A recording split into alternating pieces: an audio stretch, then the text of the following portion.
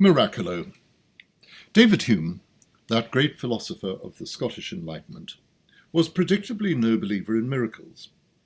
His distaste for miraculous events led to his publishing a work devoted to the subject, a tract in which he proposed that scientific laws would always outrank any testimony produced in support of a miracle's occurrence.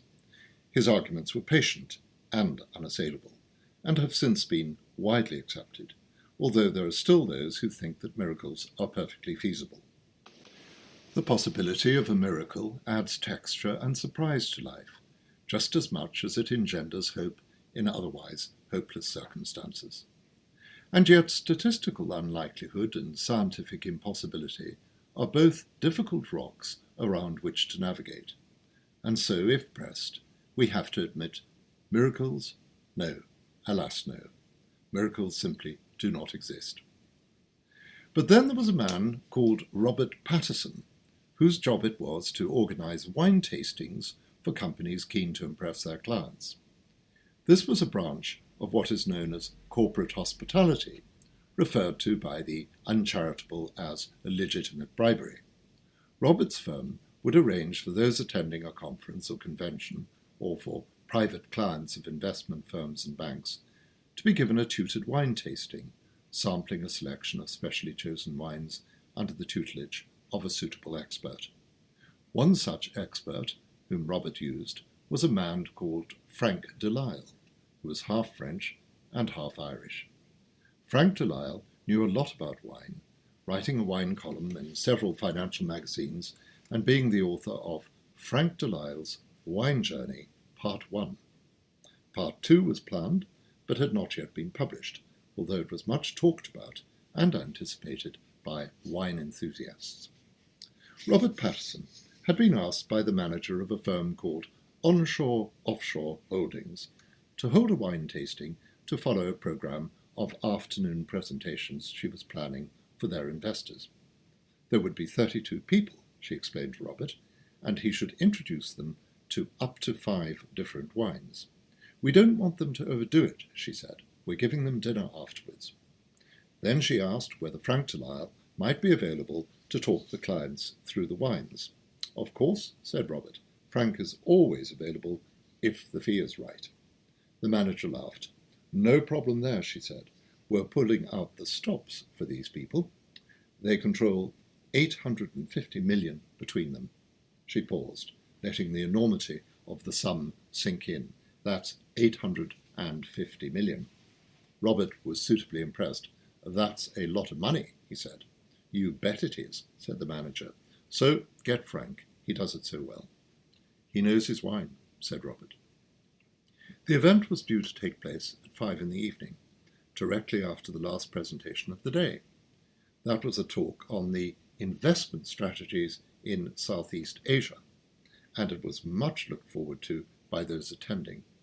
The man giving the talk was called Freddy Burch, and he was the author of a book called Investment Strategies in Southeast Asia. Freddy Burch knows what he's talking about, everybody said. When he overheard such remarks being made, Freddy Burch simply inclined his head and said yes. He was, of course, immensely well off, and had 3 vintage cars, one of which he'd bought at a car auction in Geneva. He lived with a long-term girlfriend whom he'd never married. She had a large collection of designer handbags and was not widely read. Freddy Burch, though, was proud of her. Ellie may not be an intellectual, he said, but she knows what's what. Robert arrived at the offices where the wine tasting event was to take place. These offices had a large dining room that was used for staff lunches, but that had been set up for the wine tasting. There were 35 chairs arranged around a series of rectangular tables. At each table there were places set with 5 glasses, one for each wine, and carafes of water and bowls into which slops might be poured. Small notebooks and sharpened pencils were also provided at each seat, so that participants could note down their response to the various wines. The wines themselves had been delivered by Frank de Lyle's regular wine merchant. The bottles were in 5 separate cardboard boxes, each labelled with details of the contents. There were to be 5 different wines, a Medoc, a Pomerol, a Brunello de Montalcino, a meaty red from Douro, and a California Sauvignon Blanc. Frank de Lyle had chosen them on the basis of what he thought would appeal to a range of tastes, and he'd not spared any expense in his selection. The oldest of the wines, the Medoc, was from 2005, an expensive treat to which he was himself looking forward. Frank brought his assistant with him, a young man called Edward, who had been expelled from 2 boarding schools for undisclosed offences, but who had now found something that pleased him. "I'm really into wine," Edward said to a friend, "so I made a bad start. That's behind me now." Then he said to the friend, "Never pay too much attention to the label." It was Edward's job to open the bottles and wrap a white linen table napkin around them so that the label could not be seen. This would allow for the tasting to be a blind one in which people would try to identify the wine before Frank spoke about it. People enjoyed that, Frank found, as they enjoyed seeing others get the provenance of a wine wildly wrong, especially if they themselves got it right. Once Edward had wrapped the bottles, he would hang a number about the neck of each so that they could be sampled in the correct order. Edward had arrived early and had completed these preparations by the time Robert and Frank came into the room.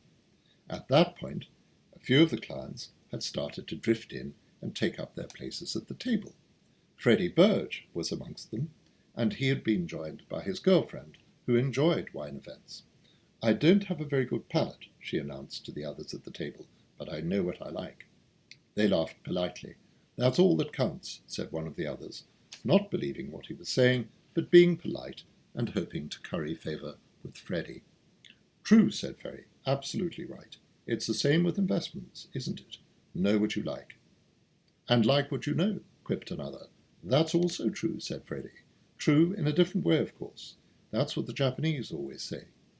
He was not sure about that, but perhaps they did. Of course. Frank de Lyle went to the top table from which he was due to speak. He picked up one of the bottles and poured a small amount into a glass. Then he held this up to the light as he swirled the contents about. He frowned and sniffed at the rim of the glass. The frown deepened. Discreetly, he unwrapped the cloth surrounding the bottle. The frown now became an expression of astonishment, quickly replaced by a look of dismay. He picked up one of the other bottles and similarly peeked at its label.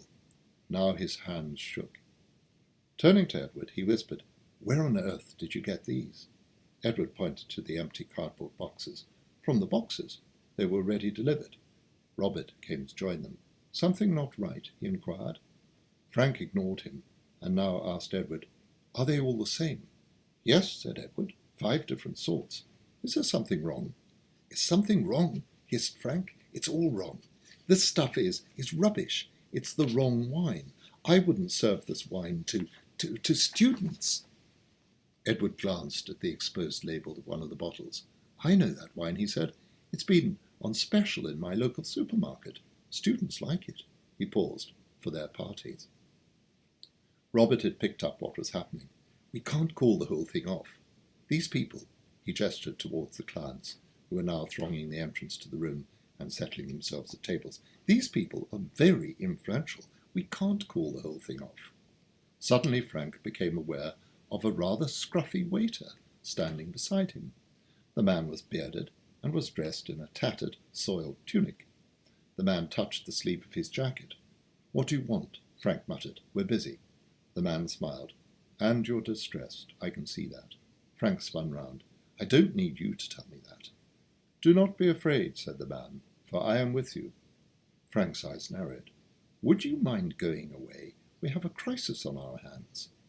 "I can see that," said the man, "and that is why I am with you." He turned to Edward, and they exchanged glances. Edward smiled. Frank looked at Robert. "Could you ask our friend here to absent himself?" he said curtly. "You're upset," said the man, "but fear not. Let the guests begin their wine. And here, try this." And with that he reached past Frank and poured a glass from the first offending bottle of supermarket wine, the one they'd just sampled. "There," he said, handing it to Frank. See what you think." Frank's nostrils quivered, at first with anger, but then in response to the wine's bouquet. Something had happened. Tentatively, he put the glass to his lips. His eyes opened wide in astonishment. "Médoc," he stuttered. "Chateau de la Tour de Mont, 2005.